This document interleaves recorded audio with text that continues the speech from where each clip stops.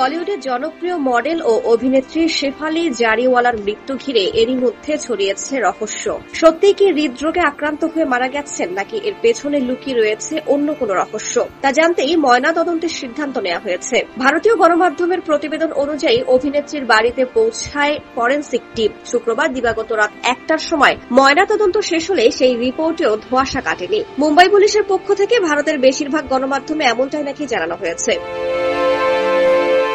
আকস্মিক মৃত্যুর পর চর্চায় শেফালির শেষ ইনস্টাগ্রাম পোস্ট। মৃত্যুর 3 দিন আগে সোশ্যাল মিডিয়ায় গ্ল্যাম অবতারে ফটোশুটে ধরা দিয়েছিলেন তিনি। রূপলি জাম্পস্যুটে গ্ল্যামারাস লুকে শেফালির লুকের প্রশংসা করেন ভক্তরা। ছবি পোস্টের ক্যাপশনে লিখেছিলেন, ঝলমলে স্টাইলে এসো। বিগ বস 13 এর প্রতিযোগী অভিনেত্রী শেফালি চিরদিন ভক্ত হৃদয়ে কাটালাগা গার্ল হিসেবেই থেকে যেতে চান। সাম্প্রতিক অতীতে এক সাক্ষাৎকারে সেই কথা নিজেই বলেছিলেন।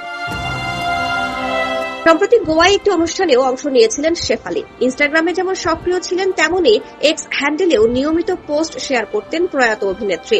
অভিনেত্রীর মৃত্যুর পর সোশ্যাল মিডিয়ায় ভাইরাল তার এক্স হ্যান্ডেলের শেষ পোস্ট। প্রাক্তন প্রেমিক সিদ্ধার্থ শুক্লাকে নিয়ে একটি পোস্ট শেয়ার করেছিলেন শেফালি। কয়েক মাস আগে প্রয়াত বিগ বস প্রতিযোগী সিদ্ধার্থকে জড়িয়ে একটি ছবি পোস্ট করে লিখেছিলেন, বন্ধু আজ তোমার কথা খুব মনে পড়ছে।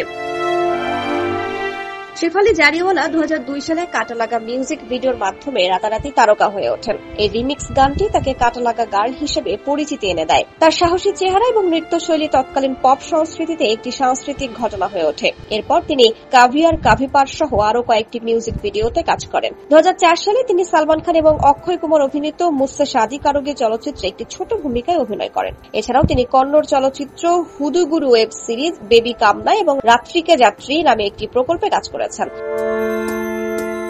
টেলিভিশন জগতে শেফালি 2008 সালে বুগি উগি রিয়েলিটি শো দিয়ে আত্মপ্রকাশ করেন। তিনি তার স্বামী পরাগ ত্যাগীর সাথে নাচ বালিয়ে 5 এবং নাচ বালিয়ে 7-এ অংশগ্রহণ করেন, যেখানে তাদের জুটি দর্শকদের প্রশংসা কুড়িয়েছিল। তবে তার জনপ্রিয়তা সবচেয়ে বেশি বেড়ে যায় সালমান খানের হোস্ট করা বিগ বস 13 এর মাধ্যমে। শোতে তার সততা, সাহস এবং প্রাক্তন প্রেমিক সিদ্ধার্থ শুক্লার সঙ্গে পুনর্মিলনের মুহূর্তগুলো দর্শকদের মধ্যে ব্যাপক আলোচনার বিষয় হয়ে ওঠে। শেফালি তখন বলেছিলেন, আমরা সম্পর্ক ভাঙার পরেও সবসময় সৌহার্দ্যপূর্ণ ছিলাম।